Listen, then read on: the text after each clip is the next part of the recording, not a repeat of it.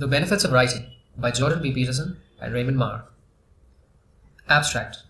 Careful writing about traumatic or uncertain events, past, present, or future, appears to produce a variety of benefits, physiological and psychological.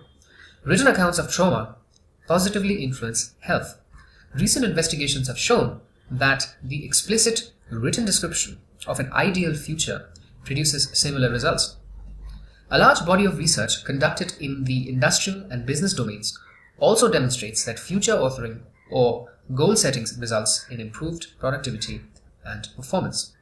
Writing and health. A fascinating body of research pioneered by James W. Pennebaker in 1986 has linked written narrative to enhanced mental and physical health. Studies of this effect typically employ written output, although variations such as verbal expression do exist. Participants are asked to describe a traumatic personal event in writing, or, in the control condition, to write about a trivial topic, during 15 to 30-minute sessions. These sessions range in frequency from a single instance to multiple sittings, spread out over a number of weeks. During each session, individuals are instructed to write continually for the allotted time, without regard for grammar or spelling. In conjunction with this manipulation, a number of health-related variables are assessed, beginning during the writing period and continuing for several weeks afterwards. Individuals assigned to write about a stressful occurrence in their own life typically experience improvements in general physical health compared to those who write about trivial events. These improvements include fewer consultations with physicians, greater long-term psychological health, and improved immune function. Other benefits include faster reemployment for recently dismissed professionals and higher grade point averages for students. Kitty Klein and Adriel Bowles recently demonstrated as well significant increases in working memory among participants in two well-controlled studies, attributable to a decrease in anxiety and depression-related intrusive thoughts. These results appear robust and have been demonstrated in over 24 studies using a number of populations around the world. The health benefits of trauma narration have been replicated using a very different sort of content. Laura King explored the potential ramifications of writing about life goals and ideals as opposed to past traumatic events. After reading a set of general instructions, a group of participants engaged in a writing task using methods similar to those described previously. Individuals in the control condition were asked to write about their plans for the day. 3 weeks later, those who wrote about their best possible selves scored significantly higher on measures of psychological well-being, which included such concepts as personal happiness and life satisfaction. Health records were also obtained and analyzed for all participants. Although the two groups did not differ in average healthcare use prior to the experiment, people who wrote about their ideal future visited medical professionals less often than those in the control condition in the 5 months following the study. Pennebaker demonstrated that such positive consequences appears related to the development of a coherent narrative rather than as a consequence of reduction of repression or inhibition or emotional catharsis. Harbour and Pennebaker suggested as well that careful writing may help in the production of organized, structured memories and in the analysis of cause-effect relationships in the past and their application to the present and future. Written visions of the future and health. The formation and pursuit of goals can be a valuable tool in coping with loss or trauma. The ability to get on with life following a traumatic incident appears closely allied with recovery.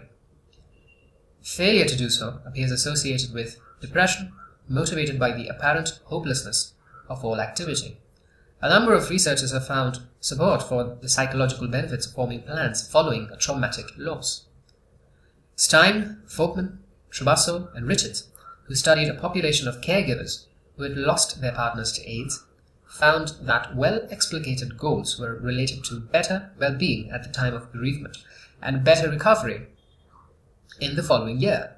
Ilovanio and Kivimaki, who examined a population of Finnish nurses, found that the degree to which goals were clearly stated and well comprehended by staff moderated the amount of strain experienced individually. This applied to goals associated with each job or work unit and to the more general goals of the entire organization. Outcome-oriented thinking and behavior is clearly useful in times of emotional upset. It also appears to aid day-to-day well-being. Researchers interested in human emotion have found that the pursuit of goals, as well as their attainment, are associated with happiness by adults and children. As psychologists have become increasingly well informed about the biochemical nature of emotional responses, it has become obvious that much of the positive emotion that human beings feel is a consequence of the release of the neurotransmitter dopamine in response to evidence that satisfactory progress is being made towards desired goals. This means that it is difficult for people to experience hope and interest and engagement in the absence of well-specified goals. Self-defined, intrinsically important goals also seem more effective than externally defined goals, which are often motivated by sources of negative emotion, such as pressure from relatives or guilt. Kenan M. Sheldon and Linda Hauser-Marco asked first-year students to describe 8 future goals and to rate their reasons for pursuing them, demonstrating that attainment of internally motivated goals was much more likely than attainment of those fueled by external sources, and that the advantages to intrinsic motivation tended to become self-reinforcing and to last. The most stunning outcome of this extended study, however, was related to academic performance. Scores for the American College Test were compared, with each student's final grade point average. Individuals in the process of pursuing goals for intrinsic, personal reasons had GPAs higher than those predicted by their American College Test scores. Remarkably, however, the majority of their goals were not at all course or grade related. In the words of the authors, this finding suggests that those people who can identify sets of goals that well represent their implicit interests and values are indeed able to function more efficiently, flexibly, and integratively across all areas of their lives. Similar results obtained by Morisano, Hirsch, Peterson, Shaw, and Peel were obtained at McGill University and provide part of the scientific groundwork for the programs available at selfauthoring.com. Written goals and a productive life. Decades of empirical research has supported the proposition that setting goals and pursuing them can lead to significant improvements in task performance. The majority of this work has been explored in a business context. Locke and Latham laid the base for the initial theoretical work on the benefits of goal setting. The model they constructed collaboratively has 4 major tenets. Number 1. Goals that are specific and difficult lead to better performance than vague exhortations to do your best, and of course, than no specified goals whatsoever. Number 2. The relationship between goal difficulty and performance is linear and positive. Number 3. Other factors such as competition, provision of feedback, and participation in decision-making do not affect performance beyond their function in establishing and adjusting the commitment to specific and difficult goals. Number 4. Direction, effort, and persistence are 3 primary motivational mediators of the goal-setting performance relationship. Task strategy constitutes a 4th cognitive mediator. Ability, commitment, feedback, task complexity, and situational constraints are all possible moderators of the goal-setting performance relationship. Locke and Latham erected their theory on a foundation of important empirical work conducted in real-world workplaces and the laboratory. Latham and Kin found, for example, that logging crews assigned specific and difficult goals were significantly more productive and had better job attendance than a similar crew who were merely urged to do their best. Such improvement remained even when workers were paid by the hour and not on a piecework basis. These findings also held true in the case of more abstract occupations, such as research and development and managerial planning. Laboratory research has replicated these findings in such basic domains as memory, mathematical ability, and reaction time. Further investigation revealed that participation in goal setting clearly bolsters understanding of strategy. Pham and Taylor have begun to decompose the process of goal attainment through proximal goals and to study its causal structure. University students were asked to imagine either the goal of doing well on an upcoming midterm or to focus on imagining the details of the process required to attain a good mark. Following this mental simulation, participants wrote down the contents of their imaginings. Students who engaged in process simulation performed significantly better on the test than those who merely imagined the positive outcome. This improvement appeared to be a consequence of study plan formation and execution on the part of the successful group, as well as a decrease in exam-related anxiety.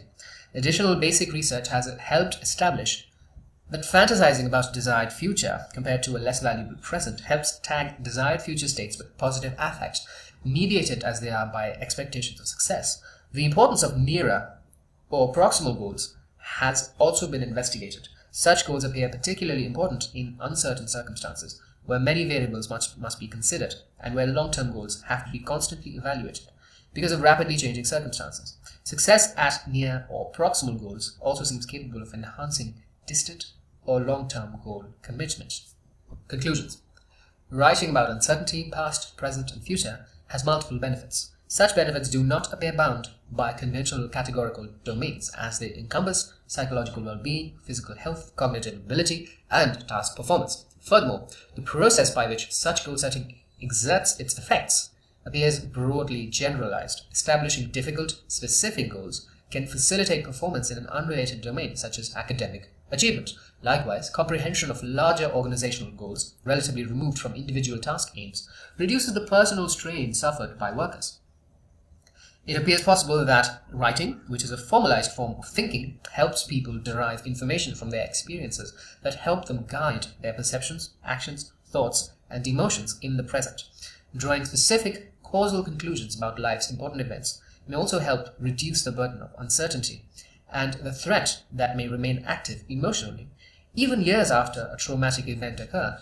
Clarifying purpose and meaning into the future helps improve positive emotion, which is associated with movement towards important goals, and reduces the threat, which is associated with uncertainty and doubt, and which may be experienced as hopelessness, despair, and lack of meaning.